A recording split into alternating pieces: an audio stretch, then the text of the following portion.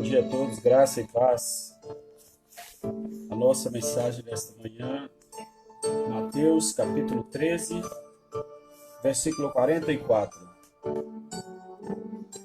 Também o reino de Deus é semelhante a um tesouro escondido no campo, que um homem achou e escondeu, e pelo gozo dele vai, vende tudo quanto tem e compra aquele campo. Outrosim o reino dos céus é semelhante ao homem negociante que busca boas pérolas, e encontrando uma pérola de grande valor, foi, vendeu tudo quanto tinha e comprou-a. Igualmente, o reino dos céus é semelhante a uma rede lançada ao mar, e que apanha toda a qualidade de peixes. Estando cheia, a puxam para a praia, e assentando-se, apanham para os cestos os bons, os ruins, porém, lança fora. Queridos, a palavra do Senhor, poderosa, viva e eficaz. E nós vamos meditar nesta manhã sobre a palavra que nos fala sobre um tesouro escondido. Jesus estava falando aos seus discípulos através de uma parábola. E ele dizia que o reino dos céus é semelhante a um tesouro escondido num campo, que o homem achou, escondeu, e pelo gozo dele vai, vende tudo quanto tem e compra aquele campo.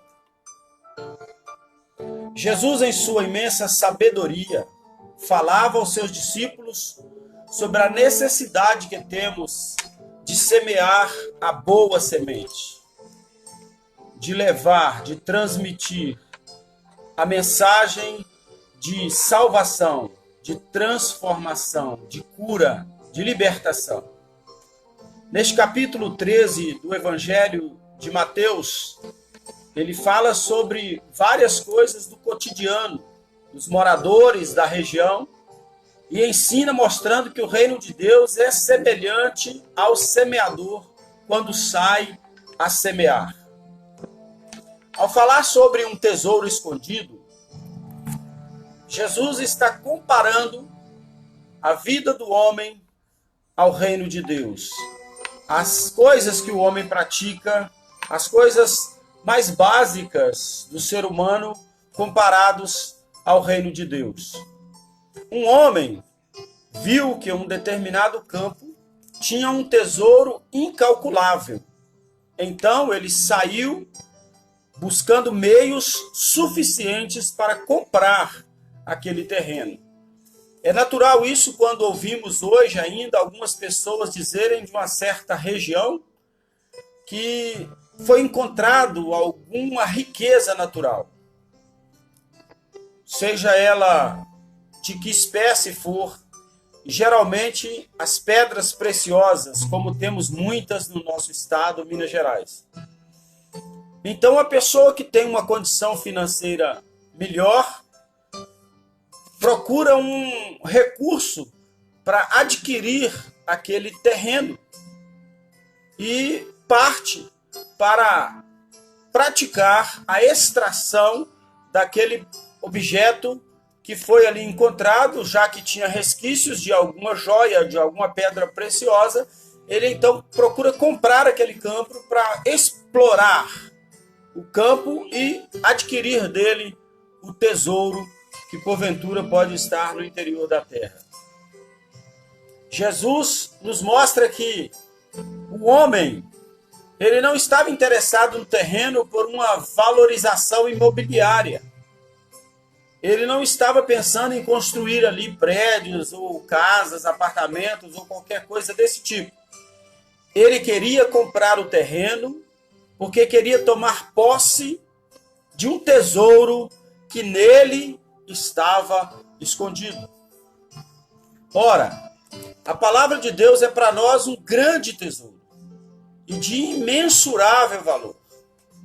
Semeando então a palavra, encontraremos terrenos férteis para a semeadura da palavra. Corações sedentos, pessoas carentes de ouvir uma palavra de consolo, de conforto, até mesmo de exortação.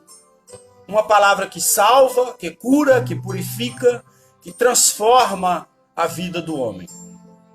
Neste texto, porém, observamos que o principal objetivo de Jesus era mostrar o motivo da sua vinda aqui na terra.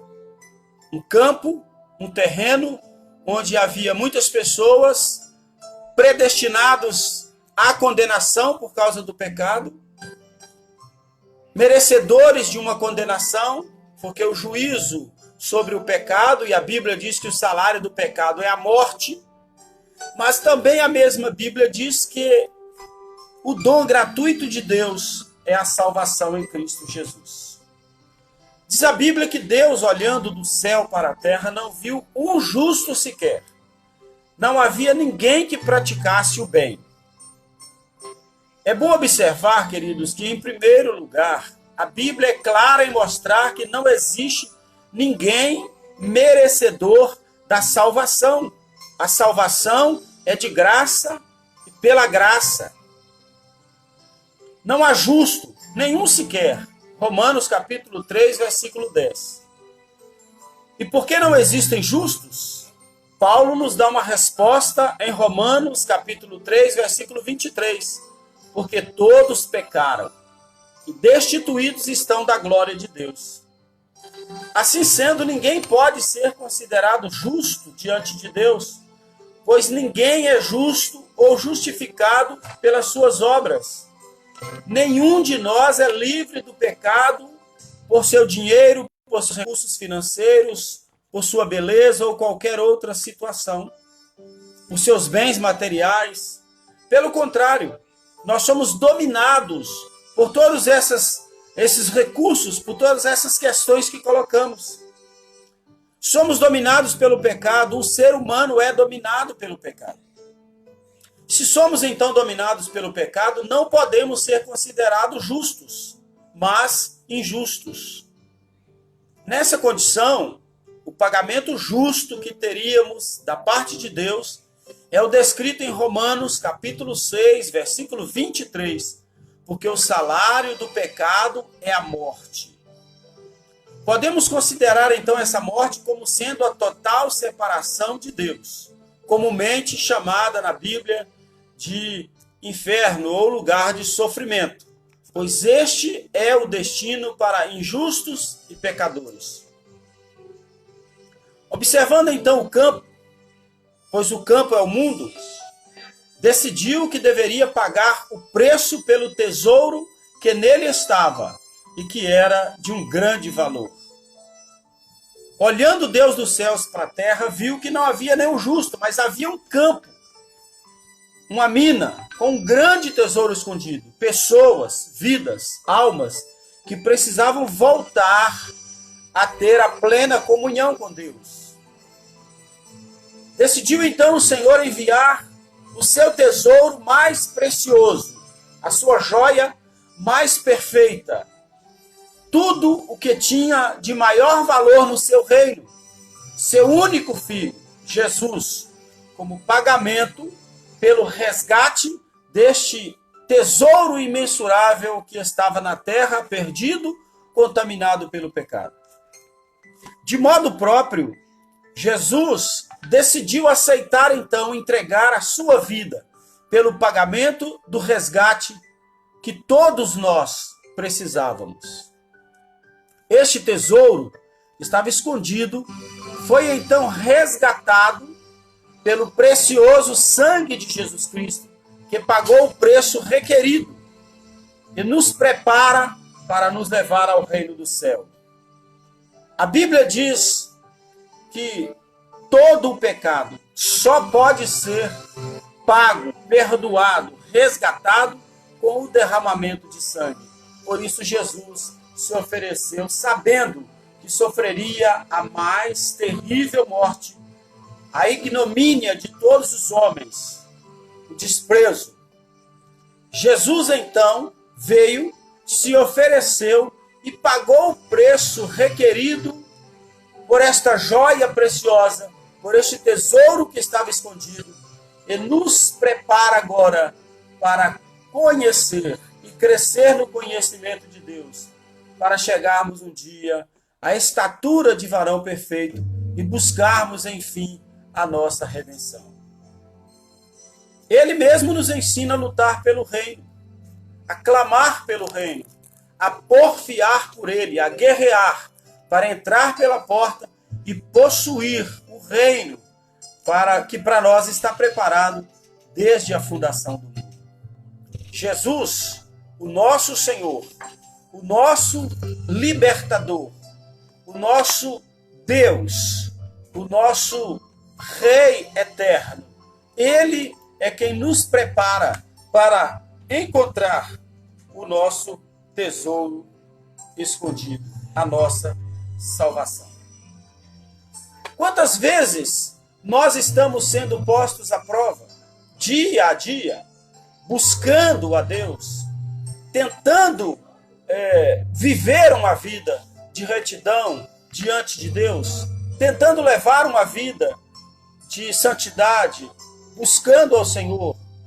E muitas pessoas ainda estão entregues a uma vida de pecado e sem conhecer a grandeza do reino de Deus e o propósito de Jesus Cristo em nos trazer a salvação.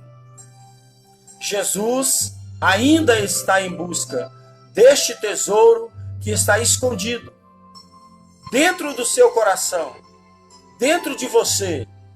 Há algo que clama a Deus, há algo que depende de Deus, há algo que pertence ao reino de Deus, a sua alma. E você precisa reconhecer que sem Deus não iremos a lugar nenhum.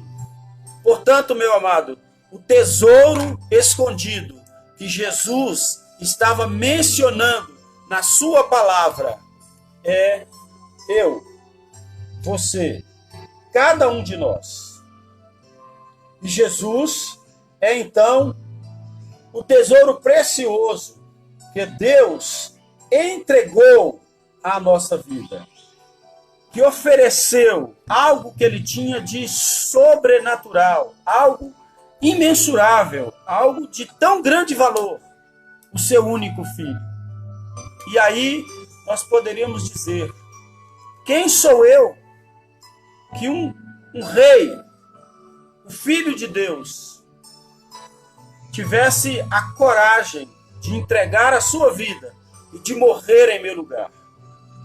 Quem era eu? A Bíblia nos chama, em Romanos, no capítulo 7, de miseráveis, pecadores.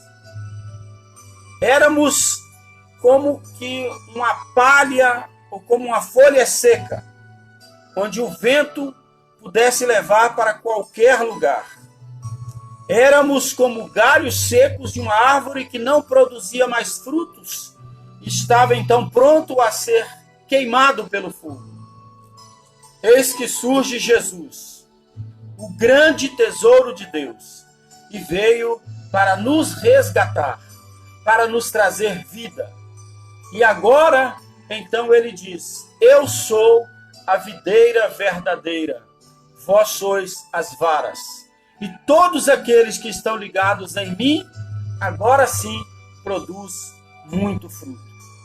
Todos que estão ligados em Cristo produzem frutos. Ligue-se na árvore, Jesus. Entregue o seu coração agora a Jesus. Confie a Ele os seus caminhos. Entregue a Ele todo o seu modo de viver. Busque a santidade em sua vida. Busque agradar a Deus, servi-lo e adorá-lo com todas as suas forças. Agora, hoje, é o momento de você prostrar-se diante de Deus e reconhecer que somos miseráveis pecadores, mas estamos nas mãos de um Deus que é todo-poderoso e podemos sim buscar viver uma vida de santidade. Que Deus abençoe a sua vida rica e abundantemente, e você possa entender que o propósito de Deus a levar a você, através de nós, a sua palavra, é mostrar a você o excelente caminho de volta a Deus. Reconcilie-se hoje mesmo. Volte para o caminho. Encontre o caminho. Jesus. Ele disse, João, capítulo 14, versículo 6. Eu sou o caminho, a verdade e a vida. E ninguém vem ao Pai, senão por mim. Aproxime-se, creia, busque, renda-se aos pés de Jesus. Deixe que ele encontre agora este tesouro escondido no campo para o qual ele entregou a sua vida como pagamento. Pois o reino de Deus é semelhante a um tesouro escondido no campo, que um homem achou, escondeu, e pelo gozo dele, vendeu tudo que tinha e comprou aquele campo.